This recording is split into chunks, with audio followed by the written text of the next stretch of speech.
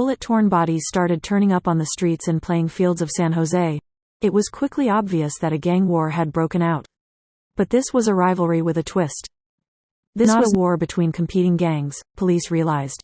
Instead, prosecutors say, the 10 victims were executed by their own underworld friends and family in a misguided campaign to revitalize the Nuestra Familia prison gang in San Jose. On a practical level, the 3-year murder spree that began in 1990 has resulted in the costliest series of trials in Santa Clara County history. County officials say they have spent $10 million so far, and the expenses continue to mount. But the trials have also provided an intimate, through the looking glass view into a shadowy American subculture. According to mountains of court files and the gang members themselves, the much-vaunted family at the heart of Nuestra Familia is a profoundly dysfunctional one. A soap opera tangle of duplicity, adultery, drugs and betrayal. Behind the rhetoric of racial pride lurks the constant threat of sudden death, and not from a stranger's hand. All of this, high noon, playing around just littered the streets with bodies, said Deputy District Attorney Catherine Kitty Constantinides. They killed their own. It was an idiotic way of doing crime. Nuestra Familia, our family in Spanish, has been a burr in the tail of law enforcement since 1968. The San Jose spate of killings was allegedly set in motion on April 19, 1990, when Louis "Dump Truck" Chavez was paroled from Pelican Bay State Prison carrying a hit list allegedly drawn up behind bars by the Mesa, the Nuestra Familia's ruling council. But the first thing Chavez did with the hit list was to quietly slip it to his parole officer, prosecutors say. They claim the bloodletting didn't begin for several months, not until Bobby, Silent, Lopez and Ronald, Lucky, Shelton were paroled and meshed their murderous energies in an attempt to assert control. Shelton was commander of the NF San Jose Regiment, and Lopez his newly minted second-in-command, prosecutors say. The main Nuestra Familia trial now underway involves 4 defendants accused of 7 murders, conspiracy and assorted violent attacks. Defendants Bobby Lopez, James, Huevo, Trujek and Herminio, Spanky, Serna all face the death penalty. Co-defendant Eddie, Pajaro, Vargas faces life in prison. There appears to be little love lost between the 4 defendants. According to court records, Lopez once ordered a green light, or hit, on Vargas. Trujek was once kidnapped and roughed up by fellow gang members who suspected him of not attending to gang business. The defendants are accused of killing Tony, Little Weasel, Herrera, Larry Valles and Esteban Guzman, alleged drug dealers who reportedly balked at paying taxes to the gang. Eli Roses, said to have disrespected other gang members. Marcos Baca, thought to be a snitch, whose body was found on the grounds of Santee Elementary School. And Ray Chocolate Perez, a gang wannabe who may have made the mistake of breaking gang rules.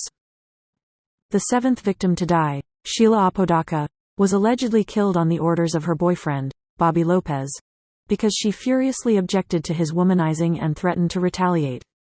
According to prosecutors, the order to kill Apodaca was placed by phone from the 4th floor of the county jail, where Lopez was being held on other charges.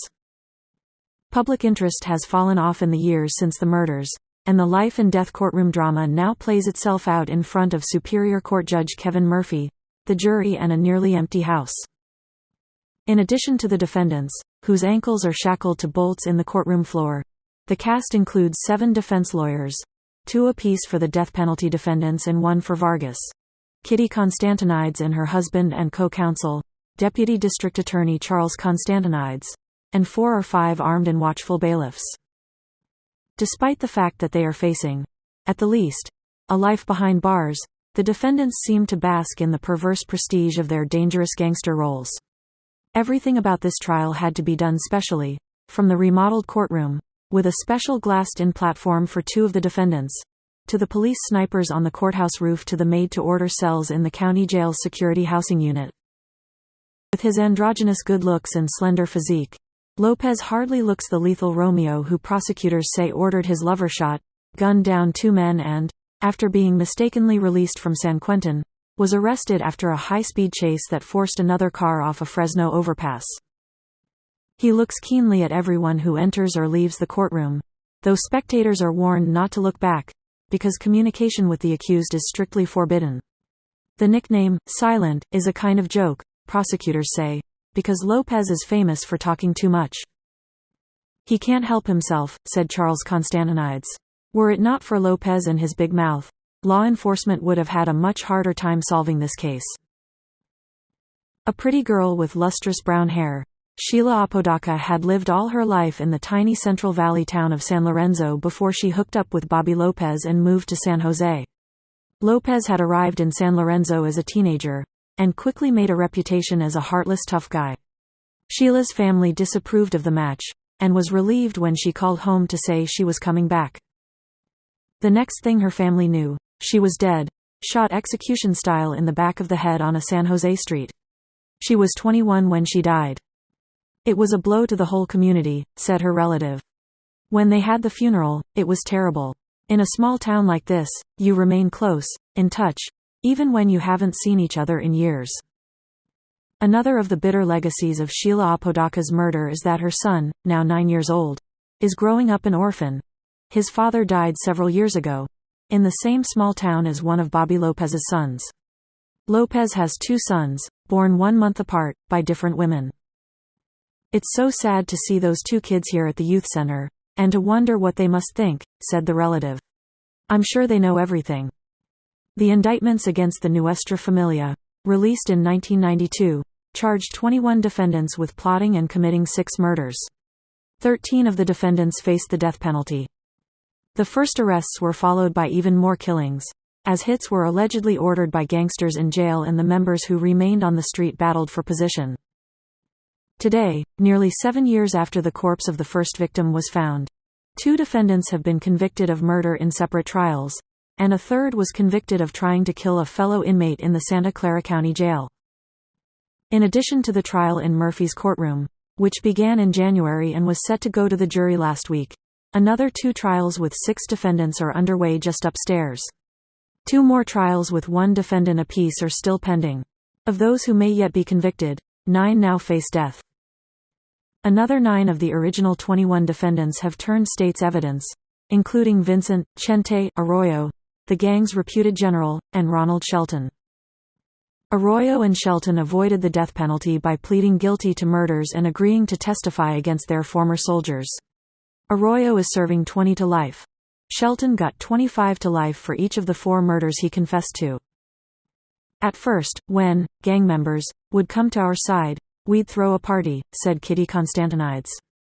But now they come to us, and we think, well, how much use are you going to be to us? We've turned a lot of people down.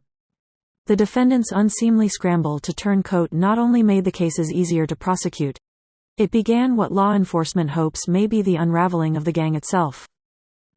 The gangsters who remain are becoming very paranoid, said Charles Constantinides. They profess such loyalty to the gang, such life and death devotion, they never thought their leaders would turn them in. Attorney Gaira Provini, who represents Bobby Lopez, chafes at the unfairness of cutting deals with the gang leaders, then using their testimony in seeking the death penalty against the Munchkins.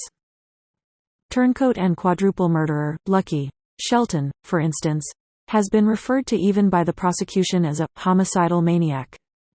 1 week after Little Weasel Herrera was killed, prosecutors say, Lopez penned a coded letter to the leadership at Pelican Bay State Prison in which every 4th word after punctuation relayed the message. The message, according to this code, was, Little Weasel is peddling daisies. After receiving a letter warning him that Sheila Apodaca was involving you in the recent homicide on 2 well-known vados, and needed to be put in check, Lopez replied. In the 50s and 60s, the gang leaders had been in the military. They had some discipline, she said. They had some very good leadership, and bright line rules that you didn't cross.